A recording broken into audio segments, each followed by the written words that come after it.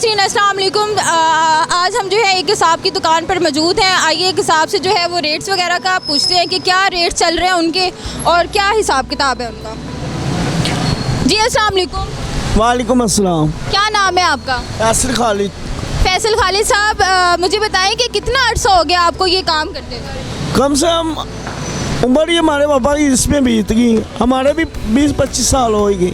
20-25 साल हो गए हैं। तो मतलब कि आपने ये काम जो है वो स्टार्ट किया है या फिर जो है कोई जैसे होता है कि वाली साहब करते हो या पीछे से काम ये चलता हुआ? हमारा पैदाइशी काम चल रहा है। पैदाइशी काम है, मतलब आप छोटे होते से ये काम करते हैं? पैदाइशी काम ही हो गया। मेरे दादाजी भी करते रहे, मेरे वालिद साहब भी कर रहे, हम भी कर रहे हैं, मेरे दादाजी भी करते रहे।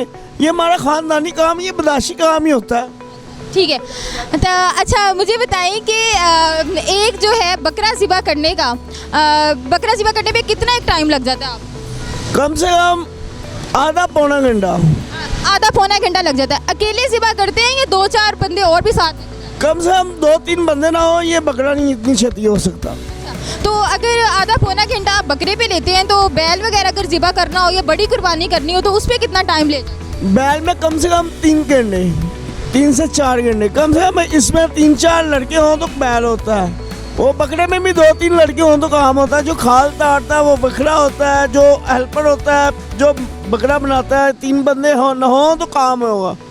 ऊँट वगैरह भी कभी ज़िबा किया? नहीं। तो ऊँट ज़िबा करने के लिए कोई स्पेशल कसाई है या फिर क्या? हम लोग ही हैं कि उसमें टाइम बहुत लगता है। अच्छा, तो इस वजह से आप लोग ऊँट ज़िबा नहीं करते? ज़्यादा प्रॉफिट कोई नहीं है।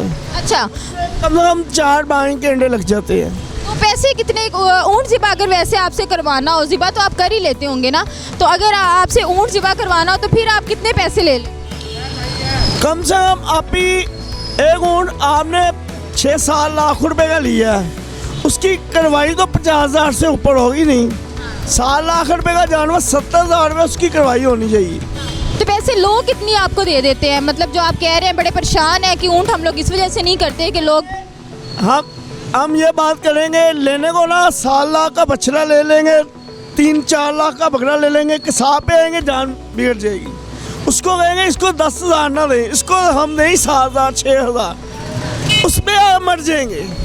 बेड़ा कर करवा लेंगे बकरे का, ऐसा हाल कुर्बानी में तो तबाही हो जाती माल की। कितने शौक से आप पलाई होती है, पालते हैं, फिर खरीदते हैं, शौक से बच्चे शौक कर, जब नारी बंदे बढ़ते हैं किसाब को 12,000 10,000 नहीं देना, पेमेंट लगाई 3 लाख लगा लिया, 10,000 से मर जाना। मतलब कि ये एक परेशानी वाली बात है, एक दुख वाली बात है कि एहसास वाली बात है कि आप इतना शौक से जानवर खरीद लेते हैं, पैसे इतने लगा लेते हैं, लेकिन जब किसाब को देने की बारी आती है तो लोग जो है जी वो कंजूसी दिखाते हैं। तो जी नाज़रीन, इस बात का थोड़ा सा आप ख्याल रखें कि जो हमारे ये किसाब भाई हैं वो इतनी मेहनत और प्यार से, जी बोले, जो खाल तारने वाले इस टाइम 3,000-3,500 रुपये ले रहा है, 1,500 रुपये तो हेल्पर भी ले रहा है।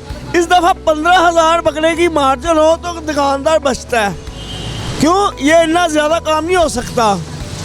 12 बकरा होता है, इसमें जान बहुत लगती है। तो अच्छा जी, मुझे बताएं कि कोई ख़ास किस्म के औजार भी हैं आपके पास जानवर ज़िबा करने के लिए? जी ये ज़रा कैमरामैन हमारे दिखाइए, ये किस मकसद के लिए काम आता है? ये हमारा काटने के काम आता है। ये हमारा परमर छुरा है जो हम पूरा साल इससे काम करते हैं। जो भी किसाब है ना, जिसके हाल का ज़ार है उसने काम करना है, ज़ार ऐसा होना चाहिए। तो ये साथ जो है वो छुरी भी पड़ी हुई है, ये भी हमें दिखा दें। छुरी फेरते हैं जानवर को। कोई छुरी फेरते वक्त भी कोई कहते हैं ना कि अल्लाह अकबर या कुछ इस तरह का पढ़ते हैं, वो भी बता दें हमारे नाजरीन को। सुन्नत होती इसकी, उसको कहना चाहिए सुनते इब्राहिम मन रब की रज़ा, हुक्म रब्बी बिस्मिल्लाह, अल्लाह अकबर अल्लाह अकबर अल्लाह अकबर। ये पूरी सुन्नत होती कुर्बानी की, इसके अलावा कुर्बानी नहीं है। ठीक है। तो जी हमें ना ये सर बता दीजिए कि अगर कोई हमारे नाजरीन में से आपके पास तशरीफ़ लाना चाहते हैं तो अपनी शॉप का नाम या नंबर वगैरह भी बता दें ताकि वो आपसे रब्ता कर सकें। 0322 80 49 305 ये आपका नंबर है। और आपकी दुकान इस टाइम कहाँ पे मौजूद है ये भी बता दें। ये गुलबर्ग 7 फाटक पुल के नीचे खालर मटन शॉप। जी बहुत शुक्रिया जी आपका, आपने हमें टाइम दिया और इतनी हमें इन्फॉर्मेटिव बातें आपने बताई हैं जी, बहुत शुक्रिया आपका।